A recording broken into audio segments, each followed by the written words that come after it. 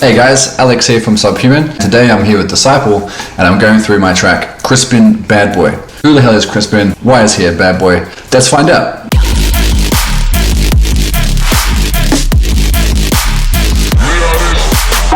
Okay, so we are in this session now. Who is Crispin? Why is he a bad boy? What is going on? Basically, Crispin Bad Boy is an NPC from my brother's D&D campaign he wrote a few months back. Everything in this track is centered around a melody or a motif to the character, if you want to be fancy.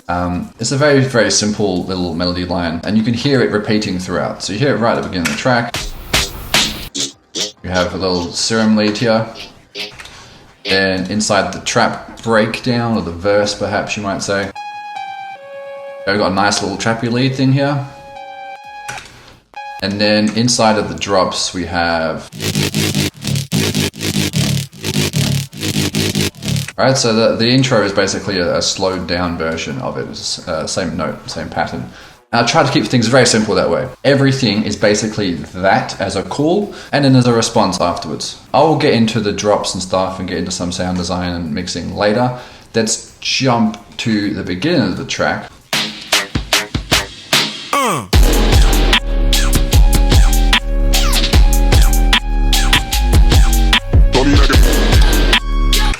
So what we're hearing here is basically the bass line, or the 808, split up into two different voices. You have the lowest loudest note, otherwise known as the fundamental. Okay, so you can see we've got this super low bass, right? That's the fundamental. Just solo up for you guys. Yeah, super low end. This is straight up just a sine wave. Sine wave going through some distortion, compression, a bit of EQing, and then some filtering as well. Saturated to bring up some more of those kind of upper parts of the sound. Okay, so we have our fundamental, which is the lowest part, and we have all the fun bits up top. So these are the harmonics. I have decided though, for this sound, that's not bad enough. We're talking about Crispin Bad Boy over here. It's not some regular bad boy, this is Crispin Bad Boy. So we have second voice. So this is my sub-harmony. This is controlling all of my harmonics. Sub-harmony is the wrong word, it's sub-harmonics. This is all the upper parts, the stuff you can hear on your phone speakers, on your laptop speakers. This is supposed to be the most obnoxiously loud trap beat in the whole entire world. Yeah, really disgusting, distorted mess. This is going to be a sine wave, similar processing to the last one. Distortion, compression, EQing, and filtering going on there. This one's actually missing the decapitator, going into EQing. So we're getting rid of all the low stuff. For the lows of your track, you don't want to have too many voices, okay? You don't want to have too many voices in general unless you're specifically layering. For things like your sub, your basses, you want to have one or two voices. Trap stuff like this, 808s, you just want to have a nice clean sine wave, really. So nothing interfering too much down past, I don't know, like 80 hertz or something like that. Lots of boosting, membrane, a sub maker, more low cutting. Bit of boosting. This is like my thought patterns as I'm going through. If I wanted to be really fancy, I could probably turn that into one EQ. Who's got time for that? We're creating here, Just slap it in. Bit of a boost around 800, more high cutting, low cutting, again. Heavily side change to the snare, and then a boost there, which just seems counterintuitive. And then here we have really heavy notch EQing, which probably is making space for the lead. Play that with the sub. Yeah.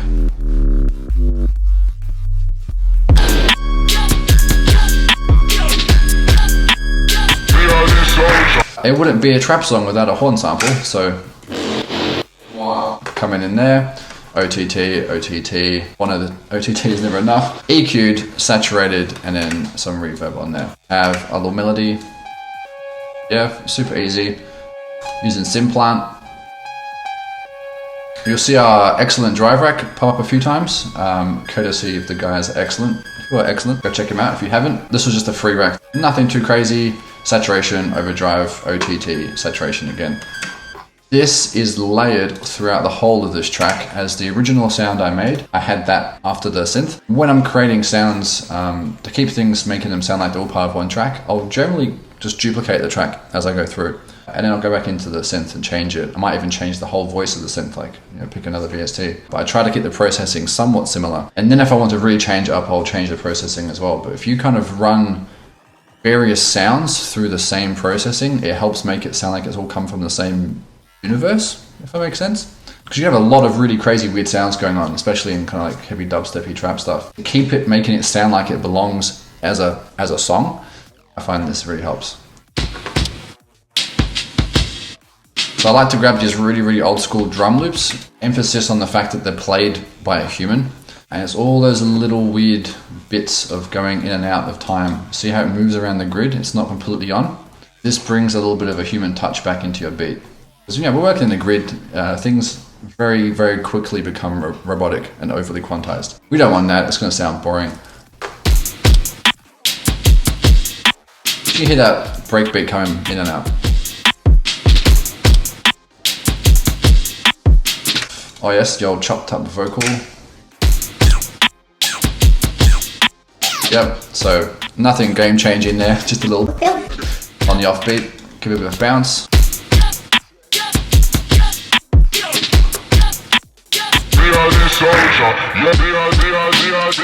Cool, now we're going to the build up. Okay, so this build up has a little fake out, I guess you might say. So you got the original rise into a point. I had the drop there and I was like, this is not bad boy enough. I don't feel hyped at all. So we got a little fake out, I guess. I chuck in this is the response that you'll hear during the drops. It's tying it all together.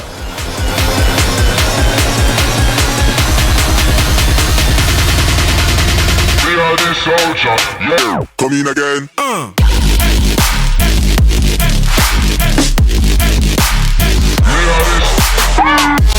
So, super basic songwriting going on. We have the motif from before throughout the whole track. This is your A section, I guess, which is your main call. And then we have the response. And this is just going to kind of go version 1, response, version 2, response, back to version 1, response, version 2, response, breakdown, and then drop into another, the second drop. And in the second drop, I've changed the synth up a bit. But it follows that pretty standard structure, I guess you'd say. For me, I found going to something quite simple like this in this track works really well. When you have a lot of really weird and wonderful sounds going on, sometimes it needs to be a bit more structured. Let's take a look at the first drop here. So we have lead 1 group, and then here's our response synths here.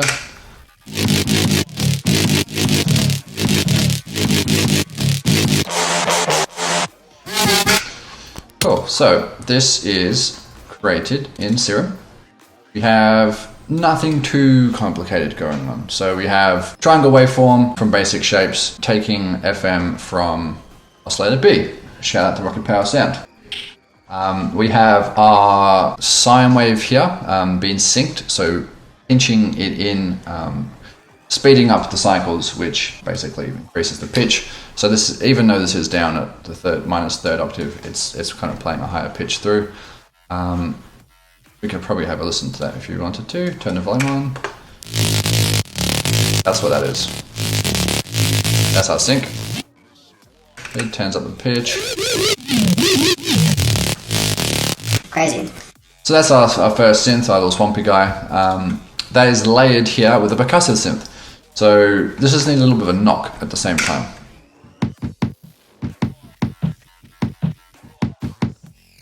So this is with it together. This is without it. It's a little tiny thing which adds some of that percussive transient to that sound, so your brain picks up on it more in the mix, because that was getting a little bit lost without it.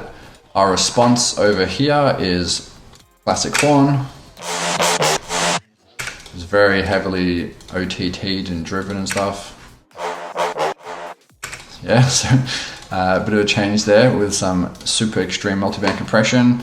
Underneath that, you can barely hear it, but there's a little weird guy over in your right side.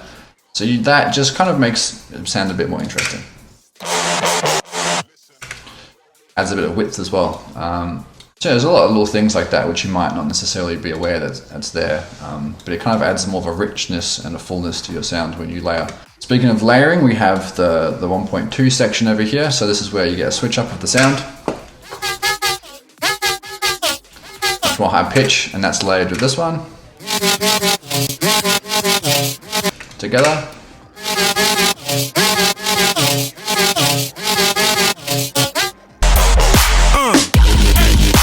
So back to the first section. Back to the 0.2 section.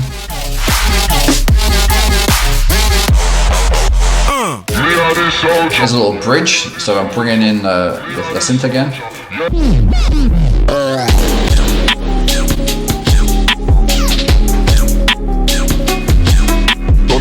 One of my favorite sounds in the whole track, I think. That's a really awkward rubbery sound, labeled this one the alien clown bass. It kind of sounds like an alien clown, if you know alien clowns sound like. A sawtooth that's kind of bending around a lot.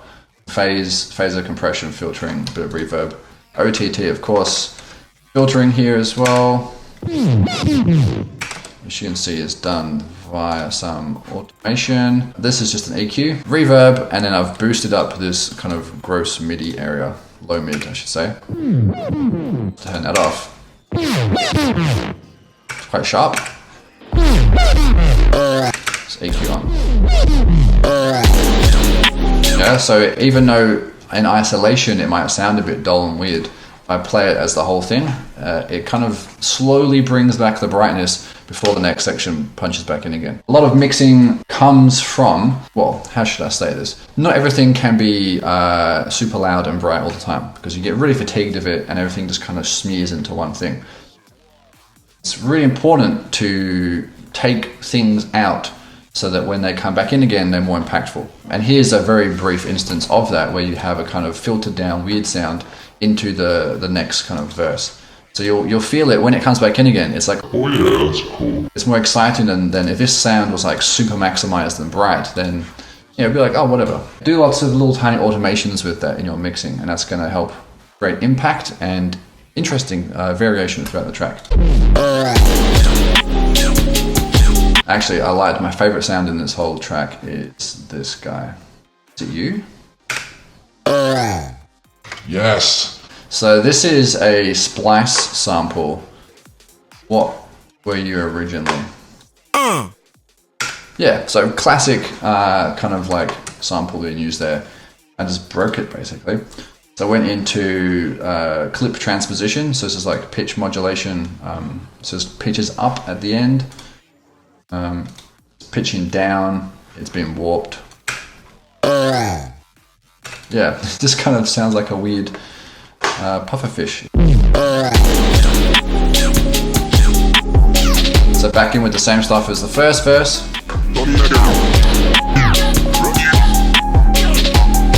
What you may notice is that the harmonics to the sub has now changed. So I had lots of fun making these harmonics, and I couldn't decide which one I preferred the most, so it evolves throughout the track. Here is the sound at the beginning.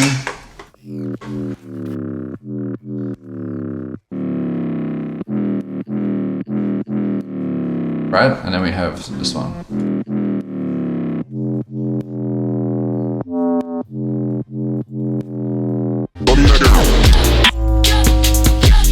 Yeah, so just like, I couldn't picture what I liked. I actually prefer how it evolves over time as well. I find that interesting. Same as before, this time the capitator's turned on.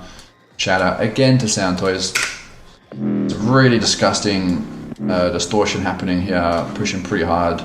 Another decapitator, because why not? Lots of EQing, lots of EQing. Listen without it. Yeah, so pretty nice, warm, gross sub really. So distorted to shit and then layered with the sub.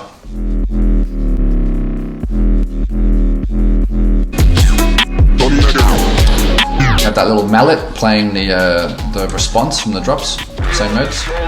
And there's the response again, this time in a res. Here comes our build up. Hinting at the drop.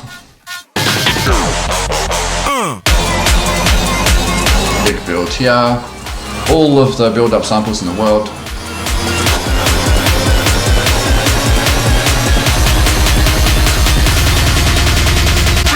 Soldier, yeah, come in again.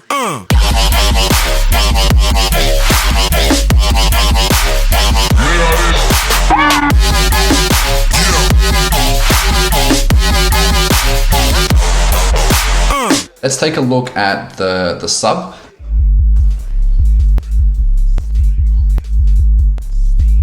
Right, so I've been using just a utility gain for this stuff. If you have everything playing all the loudness the whole time, not only does it become a mush and everything is too loud, but you actually have to remember that everything in the computer is eventually transferred into analog, right? It goes into a speaker, and then you have real things in the real world moving, such as your speaker membranes and air. If the air is always being vibrated and the speaker is always pushing out the whole time, you lose punch, right? Think about it like if you're trying to punch a punching bag, right? That's your punching bag, and you need to punch it, and your fist can only be here, and you're trying to punch. Like unless you're Bruce Lee and you can do a 1-inch punch, you got no oomph at all. And that's what it's like when everything's maxed out all the time. Because if you take a bit of volume away, let the speaker reset, it's like having a pull, and you can hit the punching bag really, really loud. That applies to your overall compression and limiting and stuff on your master, but it also applies to your instruments throughout the mix, right? So it's everything all at once kind of being thought about. So I've been achieving this recently just using a basic utility gain. Pinch it down. So you have a tiniest pullback, so when that lower note goes, it pushes you up.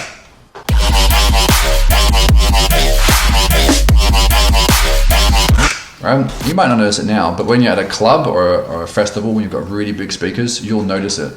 And that variation in the low notes is going to feel nice. Otherwise, you just get like a constant wall of air. Yeah.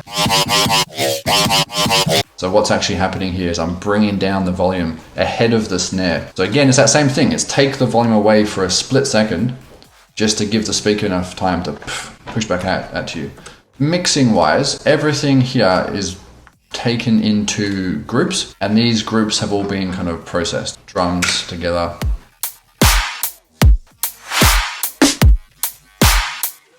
Right, so everything is coming through into one spot to receive a bit of treatment. And everything will sound nicer if you start grouping things up this way. It's not just a trick to keep your session tidy. It's actually really important to process things as a group. It's the interaction between different voices under, say, compression or EQ that creates a sense of community within the sounds. Homogeneity, you might say. Is that a word? I'll look it up. So what I've done for this one is just chopped the tops off of them, okay, using a clipper. Let's have a listen here. So you'll see it mostly on that snare. Right, so just completely chop the top off of that snare. Hopefully you can see is the main body of it back here, like the tonal aspect of it is remained the same, it's okay. It's just that first transient hit. In the context of the mix, that little bit of saturation on the clipping is completely fine. And it's important to understand the difference between like unnecessarily limiting the shit out of your things versus clipping intentionally. A bit of limiting and clipping is good. So I'm just trying to chop off some of those more extreme peaks or transients, like the first of the sounds, because that is going to cause unnecessary gain. And I don't really get anything from it. You can't hear it. It's like a momentary split second of volume. So if you just chop that off using a clipper, not only will you not notice a difference if it's done tastefully, but you'll save yourself a lot of headroom. The goal, I guess, if you're making this type of music, is to make it bloody loud, right? I mean, minimize the difference between your peak and the RMS. Every track is relative. If I'm mixing an orchestral track, I'm not going to be clipping it. Everything has its time and place.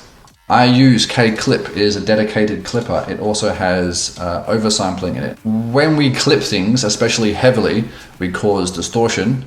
You can see it in harmonics, basically. You have your fundamental at the bottom of the frequency graph, and then you have the harmonics right at the top. When we cause distortion, we cause additional harmonics. The reason why we oversample is because we want the computer to be able to read the harmonics which are above the audible frequency range, and that's what oversampling does. It's looking further up.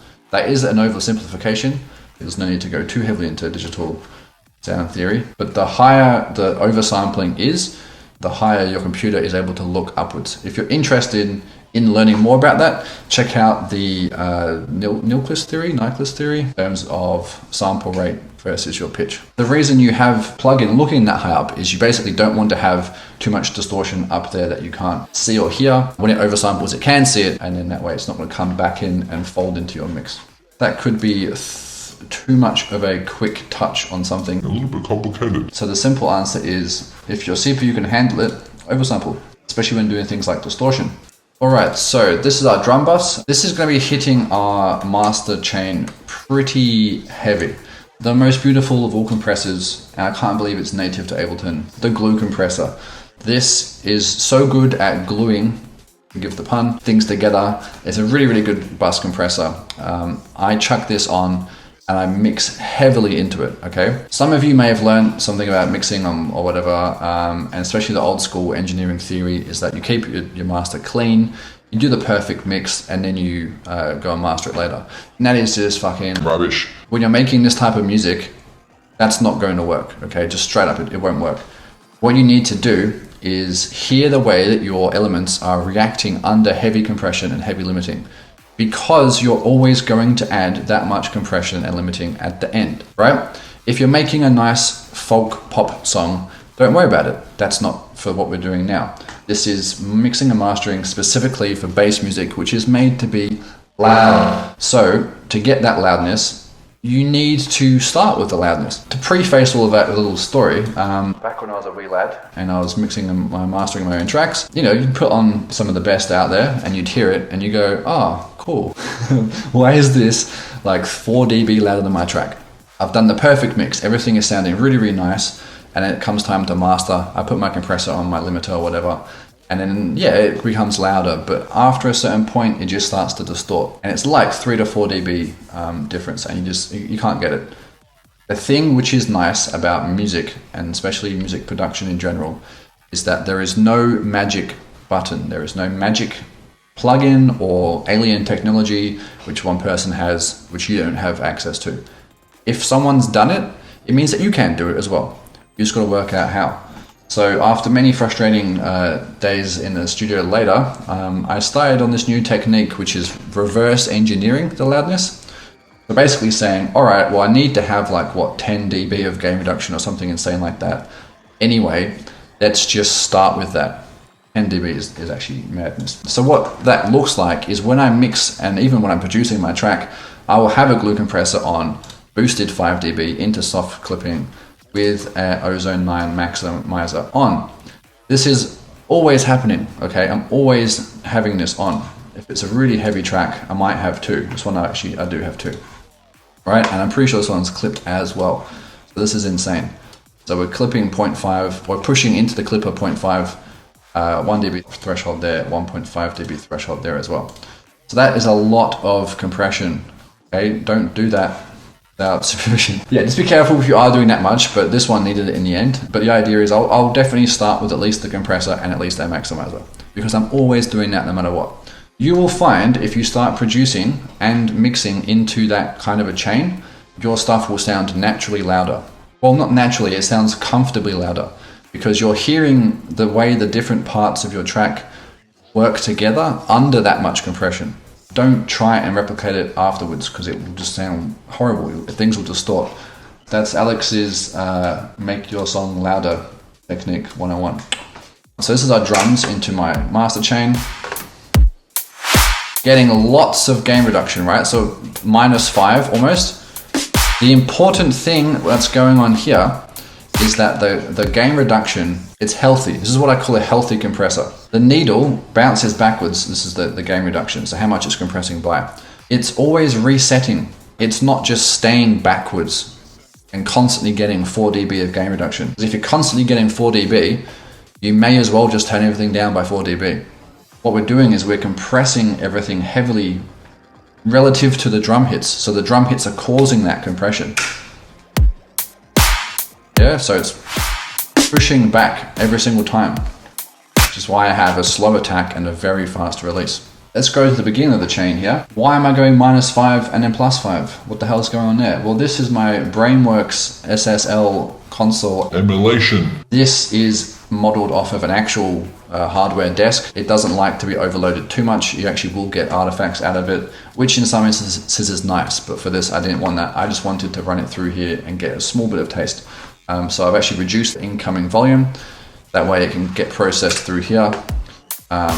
You know, it's getting a little bit of compression when you have the whole track going through.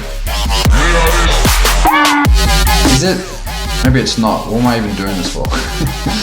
Oh, that's right. I have a bit of high-end boosting. So this is I'm using the EQ section. When I'm mixing and mastering for other clients, I actually do use this on basically every single group, and I'll get the smallest bit of compression going on. The reason why I like the Brainworks one, basically the theory is that you take signals and you flush it through a desk, you see how it sounds, and recreate the plugin. Rather than doing that to one channel strip, calling it a day, they've done it to every single channel strip in the whole desk. And the theory is that there's a subtle amount of variation between each one. Like super subtle, like you probably won't even be able to tell. It makes me feel good when I do it. So I like it. And if you run this across all of your track, then it will have that feeling to it. -5 in, so it doesn't get overloaded, but then put the volume back in again. EQ here, just to take a look at things. Because I learned to mix in the dark place on headphones in an apartment in London. So I'm very used to looking at things with my eyes. Definitely use your ears. Ears number one, but also use your eyes as well to help you. So I like to look at things. I'm always looking at my meters. This is a nice looking EQ response.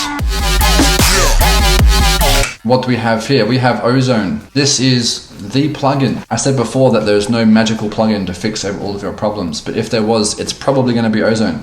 Multi-band exciting, multi-band imaging. It is so powerful. We can control a little bit of saturation added to different bands in different amounts of dry wet. It sounds...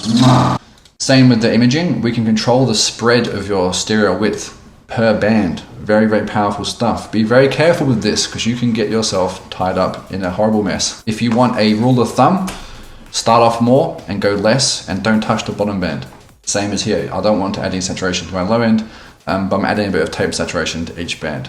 Think about this as broad EQ painting, right? I'm not changing the balance too heavily, but I'm adding a bit of saturation into each band. Broadly speaking, trying to keep a nice EQ balance. This is actually more complicated than usual. This is an EQ on mid-side mode. I would usually say don't worry about that. It's a very powerful tool used for very specific instances. This one happened to require it. I reckon too many people use this without really kind of understanding the ramifications because it can be very destructive. In this situation, I have mid-side processing on. I'm boosting some of the highs in the side signal, and I'm boosting some of them in the mid signal, but in different spots. So without that, you probably won't be able to tell.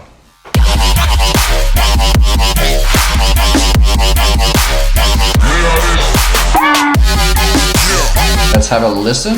So the side, I've just boosted these regions.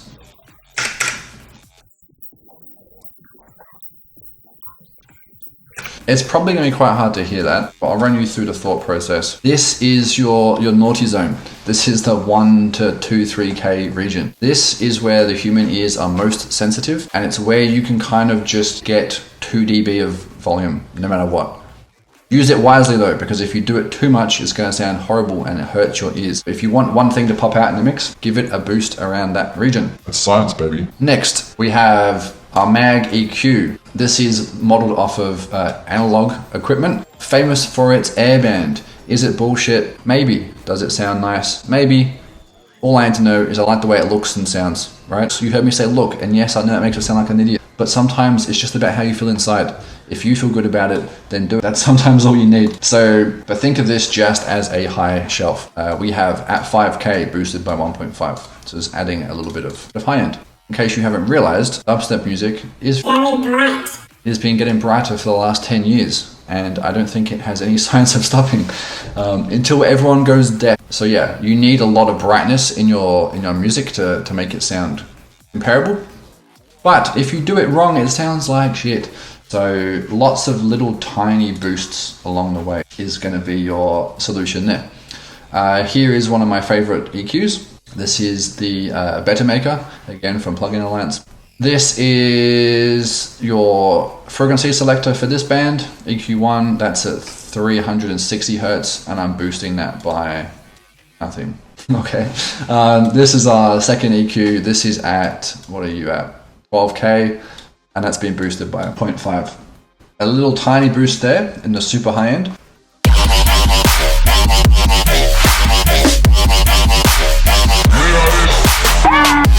Alright, so we're just adding a little tiny touch into that super high end. If you try and listen out for EQ stuff and you're not quite getting a hang of it, I recommend that you split things up into bands, like high, mid, low, and just focus on instruments that reside in those regions and focus on the instrument. So for super high boosts like that, have a listen to the hi-hats or the of the drums, like the transients. Focus on something and hear if it sounds more present or less present, brighter or duller, and that will help you make your EQ decisions. This is a multi-band compressor. This is a safety net of sorts that I like to put in before my bus compressor. This is that danger zone I talked about before, that around 2K-ish. So this is the very, very sharp point of human hearing. I like to put a compressor on here just to catch any rogue hits that might jump up. So you'll see it probably activating a tiny bit. So very small bit of gain reduction here, like it's not even 1 dB.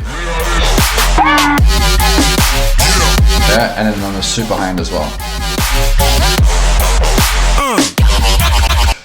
That is there just to catch anything, like if a clap and a hi-hat hit at the same time and I've not balanced it properly, that just catches it and brings it back. Right, don't use this to mix your song. Use it to catch potential small problems. Use your levels to balance things properly. It's there to kind of catch anything out. This is a utility just to bring the volume back before the drop. You take it away to give it back, and that way it hits harder. Here is some multi-band imaging. I'm just focusing on 100 hertz and below, and I'm pinching it into mono. Why? Because you don't really want your sub at 100 hertz in stereo. You might do. Probably shouldn't. Maximizing. So this is extra volume. I'm just doing a bit here. So this is 1 dB threshold, -1.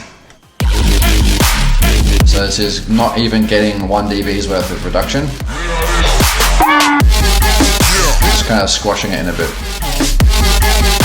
And it's dubstep, so let's do it again. Squashed even more. Now, Alex, why do you have 2? Why wouldn't you just have 1 to do 2.5? if you were going to lift a very, very heavy chair, would you lift it by yourself and struggle and maybe throw your back out and you can't mosh anymore? Or would you call your friend David over and say, Hey, can you help me pick up this chair? The answer is, of course, you call your friend David. So that's why we have 2 maximizers picking the chair up from either side. And we've also got some volume boosting here and also on K-clip. So this is actually a whole gang of people picking up this chair. Incremental limiting, you might call it. I do that a lot on the master chain and even on my group processing. So I will do that with like vocals, for example. You don't just use one compressor, you'll use many compressors, and your compressors will have a variety of different attack and release times, each looking to fix a bit of the vocal, but it's incremental compression, and that tactic throughout your mixing process can be very, very useful. Clipping, so I'm boosting the volume by 0.5, just chopping the top off. Yeah, just getting rid of those peaks because we don't want our song to sound dynamic.